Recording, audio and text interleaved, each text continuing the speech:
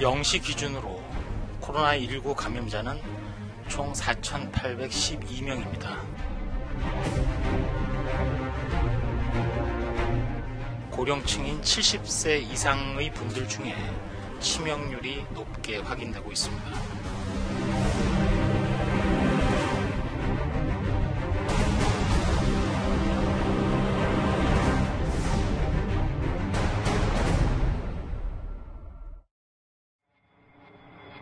예, 오늘 뉴스탑 10 여기부터입니다.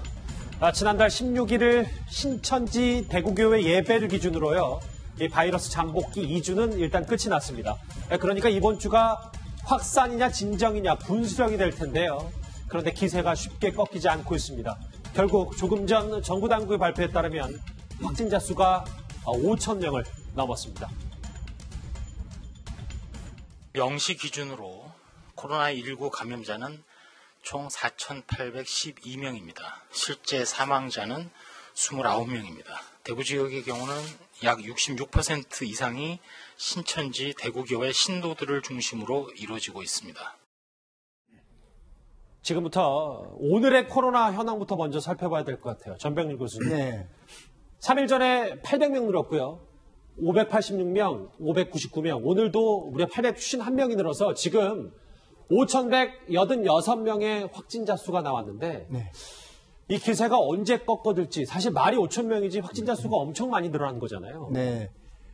사실 지금 저 5,186명이라는 숫자가 신천지 교회 환자를 놓고 봤을 때 종전에는 신천지 교회 환자가 차지하는 비율이 한 80% 됐어요. 예.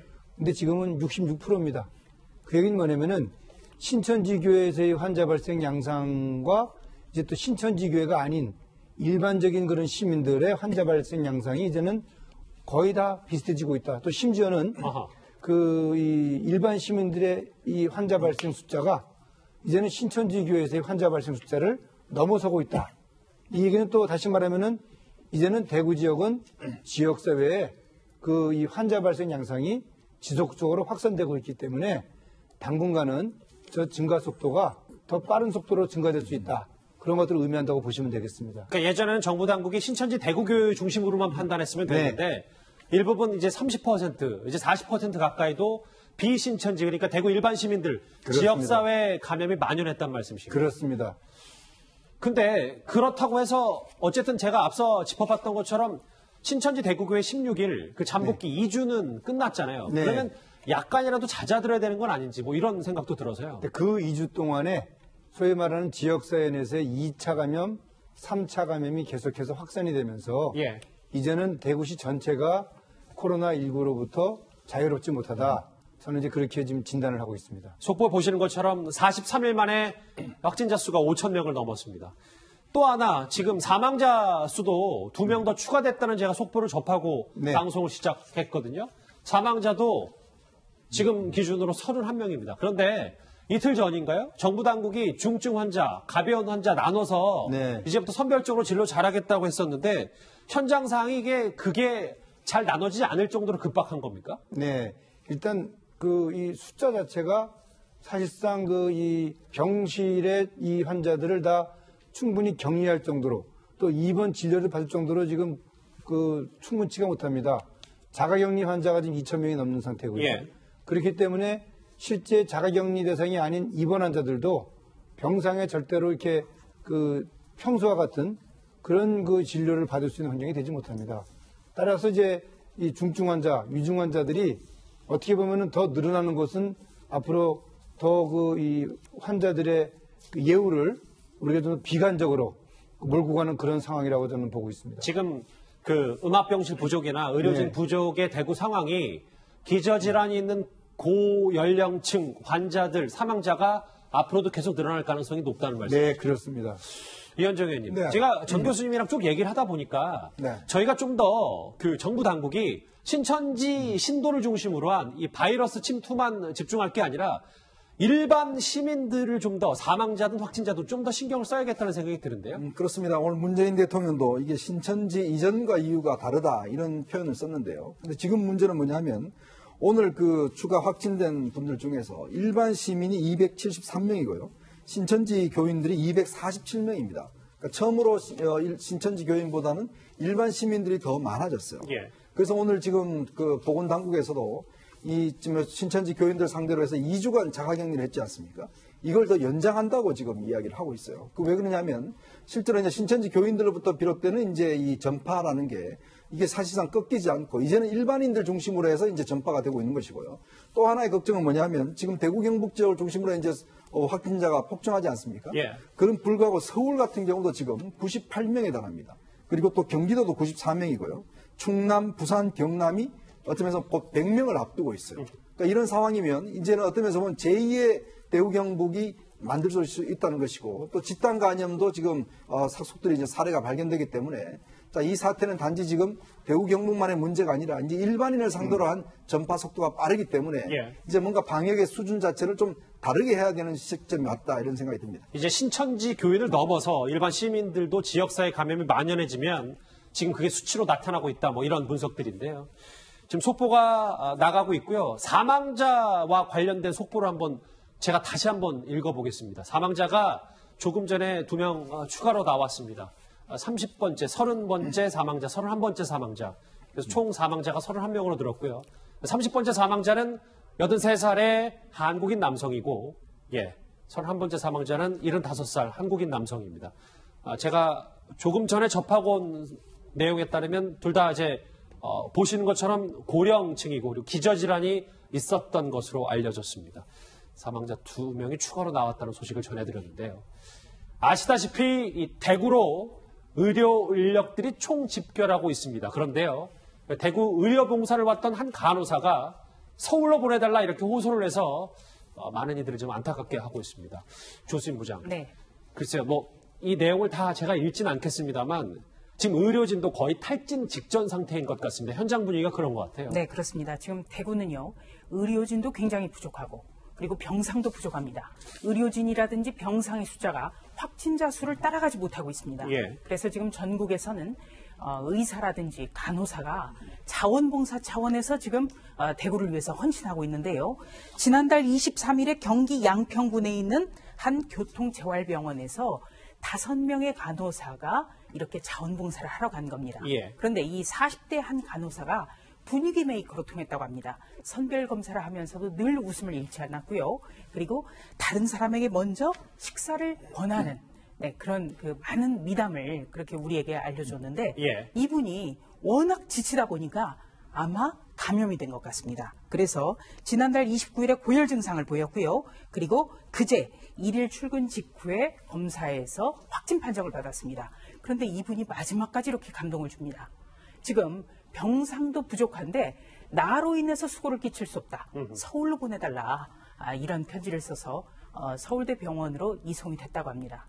참 안타깝고도 훈훈합니다. 예, 그만큼 지금 의료진도 거의 지금 탈진 직전까지 의료 관리를 하고 있습니다. 이런 열악한 상황이니까요. 대구 의료진의 끼니를 걱정하는 상인들의 손길도 모아지고 있습니다. 화면 만나보시죠.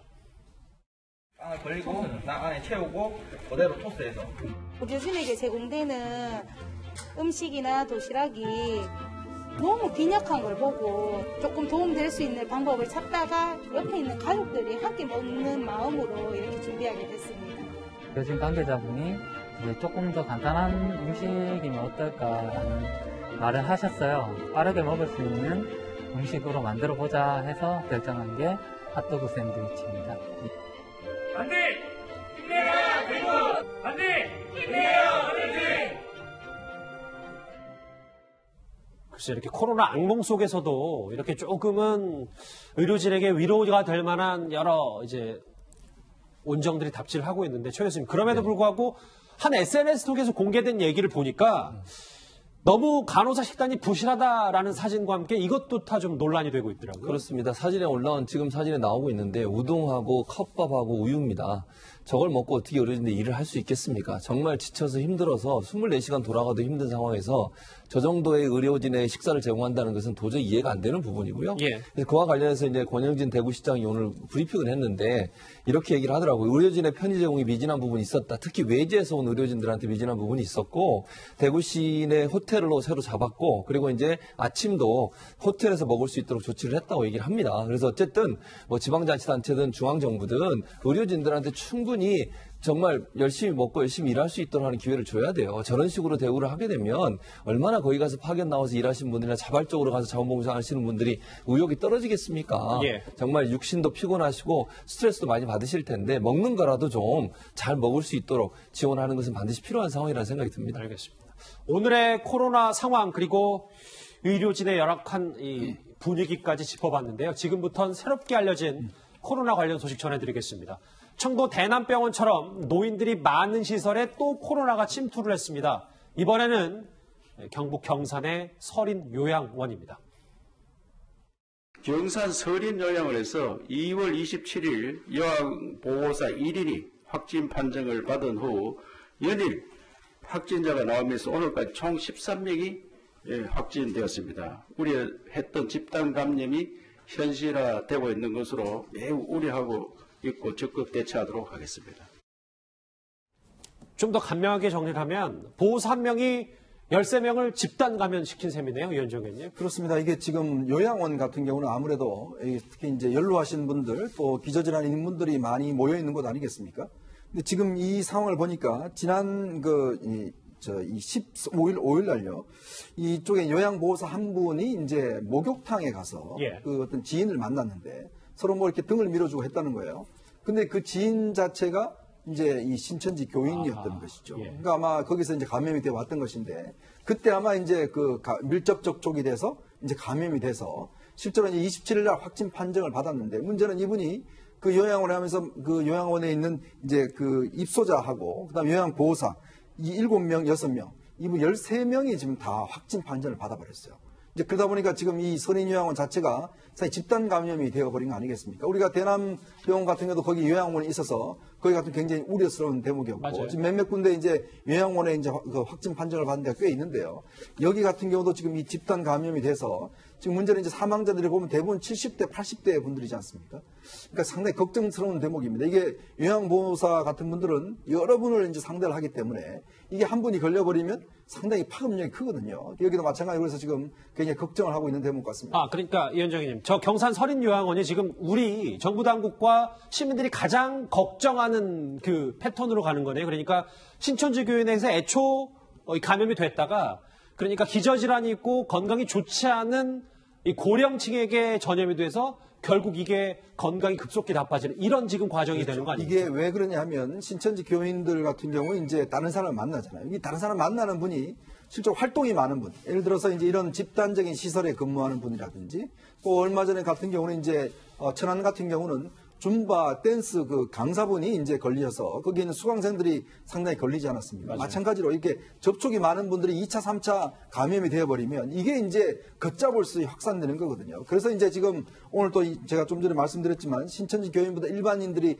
더 이제 증가한다는 맞아요. 증세가 바로 이게 지역 감염입니다. 바로 이런 현상들이 이제 전국 각지에서 일어나면 상당히 통제할 수 없는 지경으로도 갈 수가 있습니다. 앞서도 사망자 추가 발생 소식을 짚어봤지만 이 기저질환이 있는 고령 사망자가 계속해서 나오면서 정부 당국도 비상이 걸렸습니다. 고령층인 70세 이상의 분들 중에 치명률이 높게 확인되고 있습니다.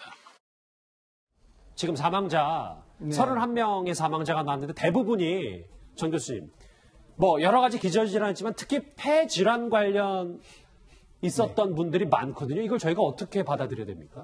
지금 보니까 대구 지역에서 여러 명의 사망자가 발생을 했는데 그중에 93%가 전부 폐질환이 있는 환자들이었어요. 예. 그리고 또 당뇨병, 암, 고혈압 이런 그 기저질환 있는 사람들이 어떻게 보면 이제 면역력이 약하고 또 전신 이 쇠약 그런 상태이고 그러다 보니까 아무래도 이 바이러스의 어떤 이 독성을 극복하지 못하는 것 같습니다. 예. 따라서 이들의 그 증상이 훨씬 더 빠르게 진행이 되고 그에 따라서 결과적으로 이제 그 폐가 이제 결국은 다 이제 완전히 손상이 돼서 급성 호흡부전으로 사망하는 것으로 그렇게 지금 분석이 되고 있습니다. 한 개 좀 더요. 왜냐하면 제가 이 질문을 드린 이유가 주목해 볼 게 있거든요. 코로나19로 사망한 환자를 부검을 한 중국의 한 교수가 이런 증언을 했어요. 다음 화면 보시겠습니다. 네. 폐가 더 이상 폐가 아니었다. 부미물까지 관찰될 정도로 이 코로나 환자, 사망자를 부검해 보니까 결국은 이 코로나19 바이러스의 핵심이 폐로 가는 건 아닌지 이 부분 좀 더 궁금한데요. 그렇습니다. 그래서 결국은 이제 그 급성 호흡 부전으로 빠진다는 얘기가 폐가 더 이상 산소와 이산화탄소를 교환할 수 없는 그런 상태까지 빠지는 건데요. 일각에서는 이제 그 가습기 살균제에 의한 그 섬유화 현상이라는 게 있지 않습니까? 그런 섬유화 현상에 대한 우려도 있었는데 이번 그 이 폐 부검 결과에서는 그 섬유화 현상은 그렇게 보이진 않았다고 합니다.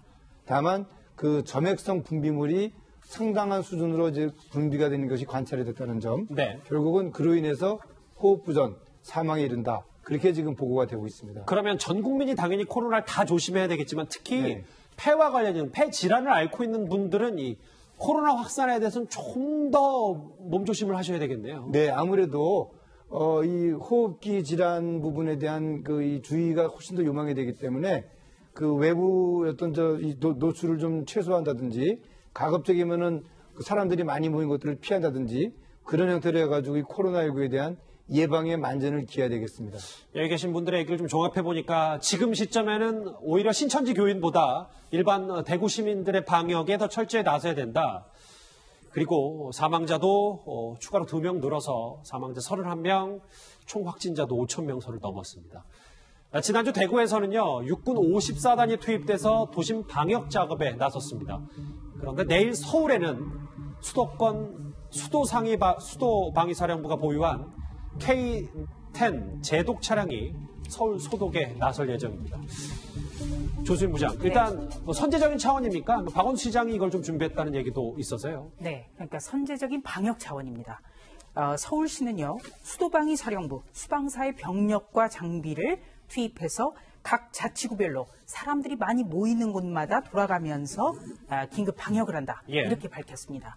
그 수방사의 제독 차량이 12대인데요. 이 한 대마다 최대 소독액이 2,500리터가 실리고 호스 길이가 45m입니다. 그래서 한 대가 1,500제곱미터의 규모의 소독을 가능하게 한답니다. 근데 이게 12대가 있다는 거죠. 최근에 서울시에서 안전관리위원회를 열었는데요. 이 자리에 참석한 수방사령관에게 박원순 서울시장이 요청을 했다는 겁니다. 네. 그래서 고속터미널이라든지 서울역이라든지 사람이 모이는 곳을 중점적으로 하되 각 자치단체별로 신청을 받아서 돌아가면서 소독을 하겠다. 이렇게 밝혔습니다. 자, 이렇게 지역사회 감염을 막기 위해서 군 병력인 제독 차량까지 도심 한복판에 투입하는 상황이 됐습니다. 그런데 좀 눈치채셨습니까? 어처구니 없는 일이 하나 발생했습니다. 최진봉 교수님. 네, 그렇습니다. 이게 발레리노인 나대한 씨인데요. 저분이 지금 현재 그 국립발레단에 소속돼 있는 분입니다. 그런데 지난 2월 14일, 15일까지 국립발레단이 대구 공연을 했거든요. 근데 대구에 아시는 것처럼 이제 그 당시에 확산이 되면서 자체적으로 국립발레단 모두 2주간 자가격리를 하도록 발레단 차원에서 격리 조치를 했습니다. 근데 그 사이에 2월 27일에서 28일 동안 여자친구와 일본 여행을 다녀온 것으로 알려지고 있어요. 그리고 3월 2일 날 자가격리가 종료가 됐는데 이 사실을 나중에 알게 된 거죠. 발레단에서. 그래서 이거는 좀 문제가 있다. 그래서 지금 자체적으로 징계위원회를 연다고 알려지고 있습니다. 이달 12일 날 오후에 징계위원회를 열게 되는데 이게 법적으로는 처벌을 못하게 돼 있어요. 왜냐하면 이게 그 방역 당국에서 자가격리를 하라고 지시를 한 게 아니라 자체적으로 발레단 내에서 자가격리를 한 거잖아요. 그러니까 이제 현행 법으로는 처벌이 안 되지만 어쨌든 국립 발레단도 어쨌든 국가기관이고 여기서 일하는 분을 자체적으로 어쨌든 자가격리를 해달라고 했는데 그걸 안 지켰기 때문에 자체 징계위원회를 열 가능성이 있는데 그렇게 열게 되면 뭐 어느 정도까지 징계를 받을 거냐는 지금 뭐 우리가 추측할 수는 없는데 그런데 감봉이든 아니면 감봉 1개월, 2개월 정지 뭐 이런 것들이 있을 수 있는데 지난번에 한번 그 누드 사진을 실어서 문제가 됐던 한 단원 같은 게 감봉 1개월을 받았거든요. 아마 그 정도 수준에서 징계가 이루어지지 않을까 하는 전망은 되고 있는 상황입니다. 사실 저희가 궁금한 건 이제 징계 수준은 아니고 앞으로 이렇게 자가격리 조치를 정부 당국의 방침을 어떻게 잘 따라야 되는지 여러 가지 좀 안 좋은 사례들이 좀 나왔기 때문에요. 그 당국의 조치를 좀 앞으로 있는 1, 2주간 잘 따라야겠습니다.